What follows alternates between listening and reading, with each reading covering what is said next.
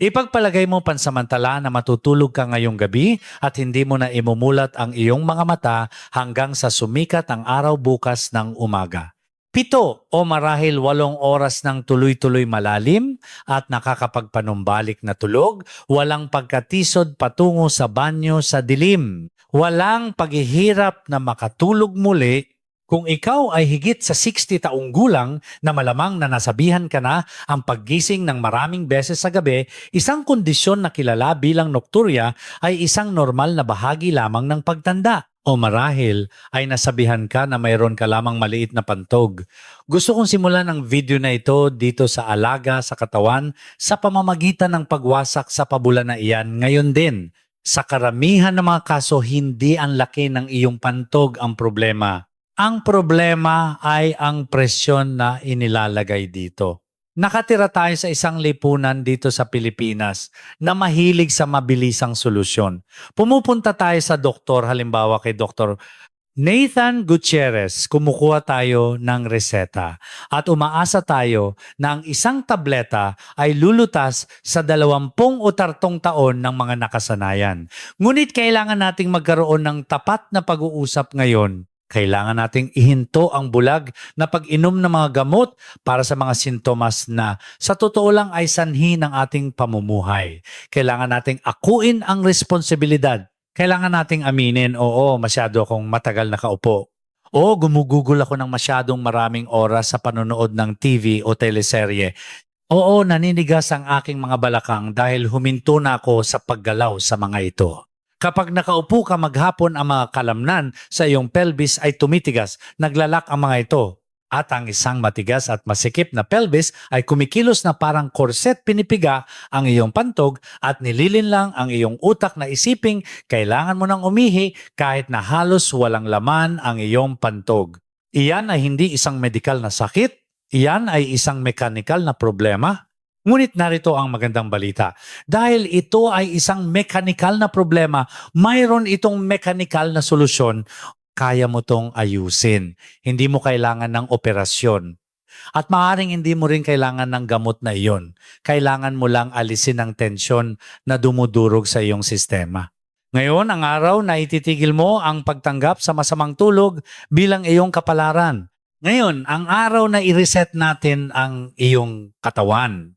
Gagawin natin ang isang ligtas na 10 minutong routine na partikular na idinisenyo upang i-relax ang pelvic floor at patigilin ang mga panggabing pagnanasang umihi. Magsimula na tayo sa trabaho.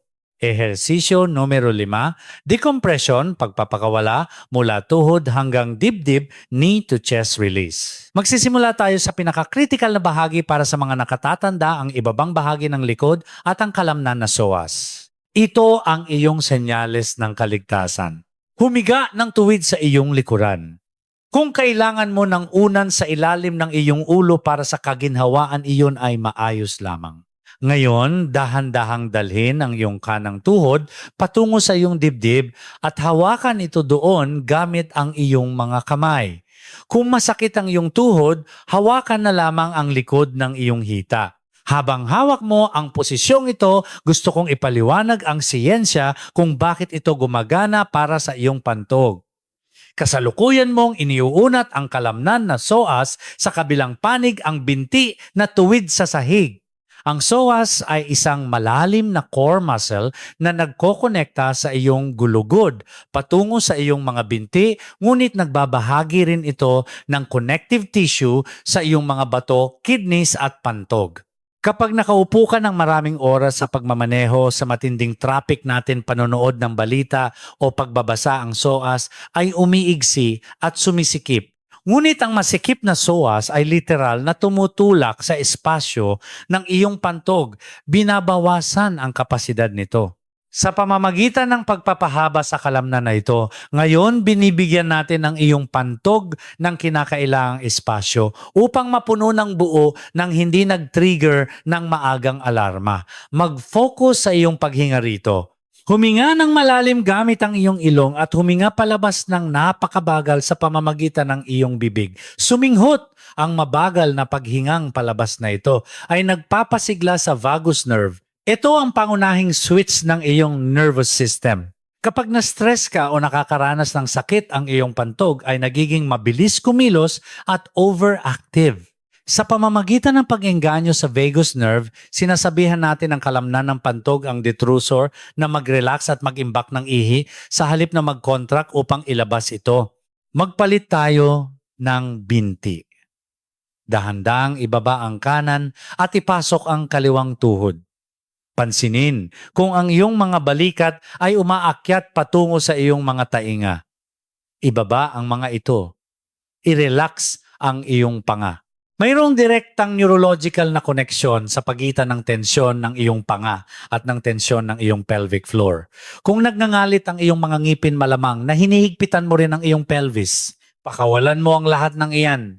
Damhin ang paglapat ng ibabang bahagi ng likod sa higaan. Ang decompression na ito ng lumbar spine ay nagpapalaya rin sa mga nerves na kumokontrol sa paggana ng pantog. Mechanical nating sinisensyasan ng iyong katawan na tapos na ang araw. Wala na ang stress at ligtas na ang matulog. Ehersisyo numero 4, ang adductor release recline butterfly. Ngayon ilapat ng patag ang parehong paa sa banig na nakabaluktot ang iyong mga tuhod. Lilipat tayo sa recline butterfly. Dahan-dahang hayaang bumagsak ng bukas ang iyong mga tuhod sa mga gilid, pinagsasama ang mga talampakan ng iyong mga paa. Kung nakakaramdam ka ng anumang pagbanat sa iyong mga balakang, mangyaring maglagay ng unan sa ilalim ng bawat tuhod bilang suporta, hindi natin sinusubukang manalo sa isang flexibility contest dito. Ang layunin ay pagpapakawala release, hindi pag-uunat stretch. Tinatarget natin ang mga kalamnan ng adductor, ang mga panloob na hita. Para sa mga taong higit sa 60 taong gulang ang mga kalamnan na ito ay madalas na palaging masikip upang makatulong sa balanse at katatagan. Ngunit narito ang sikreto. Ang mga adductor ay direktang nakakabit sa buto ng pubic bone. Kapag masikip ang mga ito, patuloy nitong hinihila ang pelvic floor na lumilikha ng palagiang tensyon na binibigyang kahulugan ng iyong utak bilang pagkaapurahang umihi.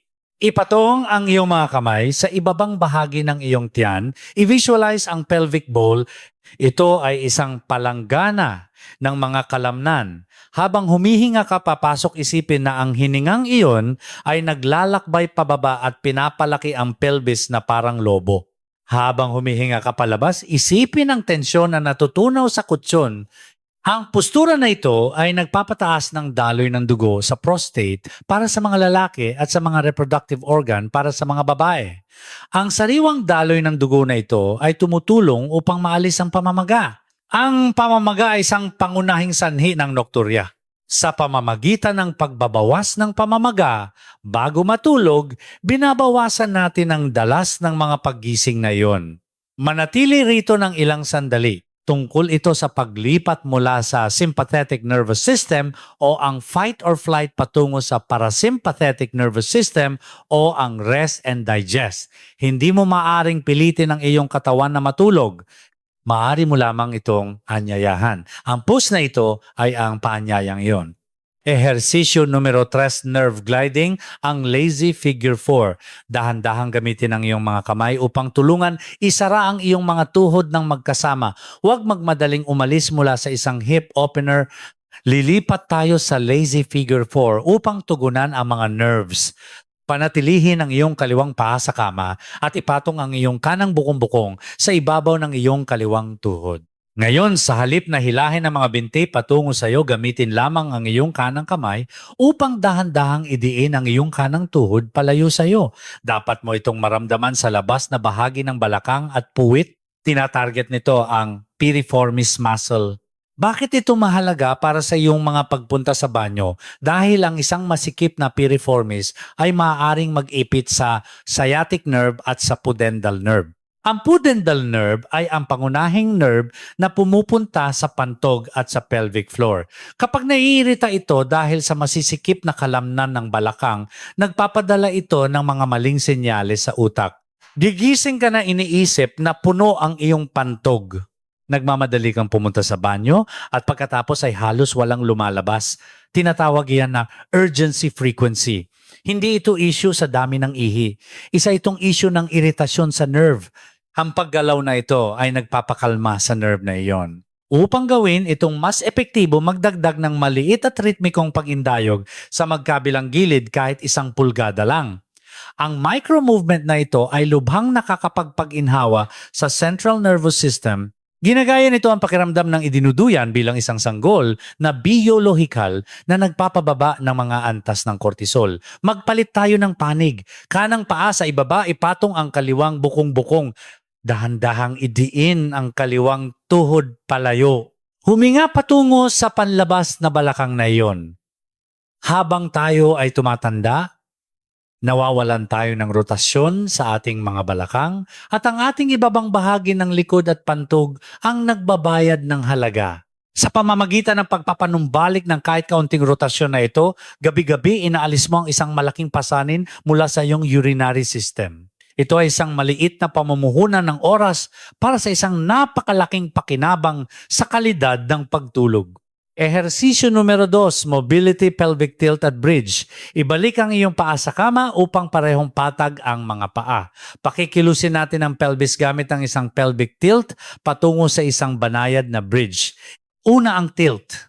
Ipagpalagay na may hollen sa iyong pusod. I-tilt ang iyong pelvis pabalik upang i-roll ang hollen patungo sa iyong dibdib. Pinapatag ang iyong likod laban sa kama. Pagkatapos i-tilt ito pasulong, bahagyang inaarko ang likod. Gawin ito ng ilang beses. Ito ay parang pag-floss ng gulugod spine. Ngayon, sa susunod na backward tilt, idiin ang iyong mga sakong at iangat ang iyong mga balakang ng ilang pulgada lamang. Hindi natin kailangan ng mataas na bridge, sapat na para ma-engage ang mga glutes. Dahan-dahang pisilin ang iyong puwitan. Hawakan ng 3 segundo at dahan-dahang ibaba pa isa-isang vertebra. Bakit natin ito ginagawa? Dahil ang mahihinang glutes ay isang epidemya sa populasyon na mahigit naman 10 taong gulang. Kapag mahina ang iyong mga glutes sa iyong pelvic floor, ay kailangang magtrabaho ng labis upang patatagin ang iyong core.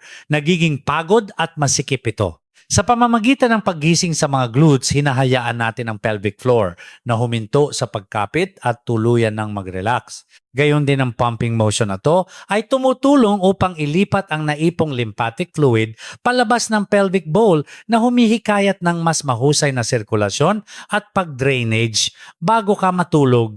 Ehersisyo numero 1, ang medical hack, ang fluid drain. Narating na natin ang panghuli at ayon sa siyensya ay ang pinakamahalagang paggalaw upang matigil ang pag-ihi sa gabi.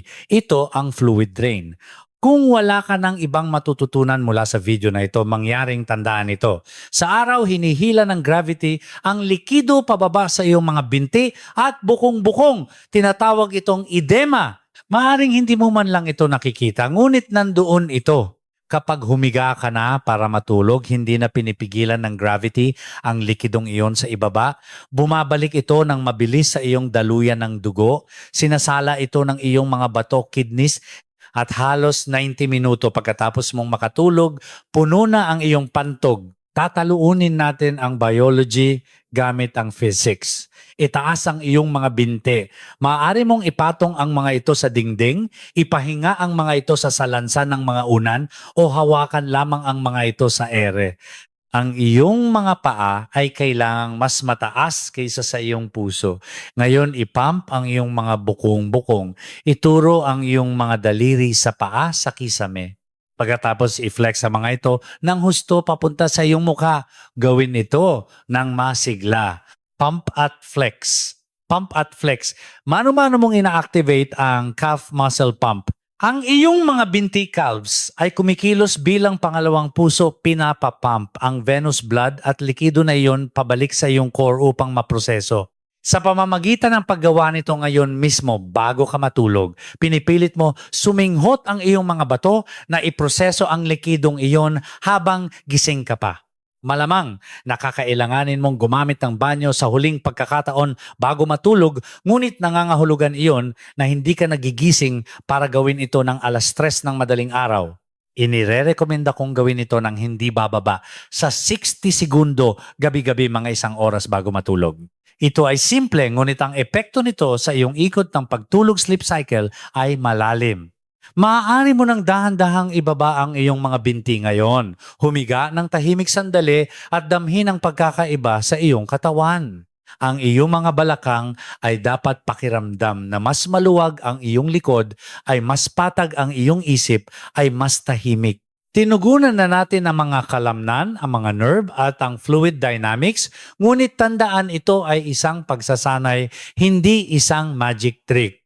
Ang mga tissue na ito ay hindi sumikip ng magdamag at hindi rin sila ganap na makakawala sa isang sesyon lamang. Ngunit kung paninindigan mo ito, kung aakuin mo ang responsibilidad para sa iyong katawan at gagawin ang routine na ito sa loob ng 7 araw, nang diretso makakakita ka ng pagbabago. Ipares ang routine na ito sa matalinong hydration. Subukang itigil ang pag-inom ng maraming likido 2 oras bago matulog, ngunit siguraduhing maayos kang nag-hydrate sa umaga at hapon. Ang dehydration ay talagang mas nakakairita sa pantog. Kaya wag lang basta ihinto ang pag-inom ng tubig, baguhin lamang kung kailan ka umiinom nito. Nasa iyo na ang mga tool ngayon. Naiintindihan mo na ang iyong katawan ng mas mabuti kaysa noong 10 minuto ang nakalipas. Ngayon ay nasa iyo na kung paano gagamitin ang kaalamang ito. Matulog ng mahimbing, huminga ng malalim, at alagaan mo ang iyong sarili.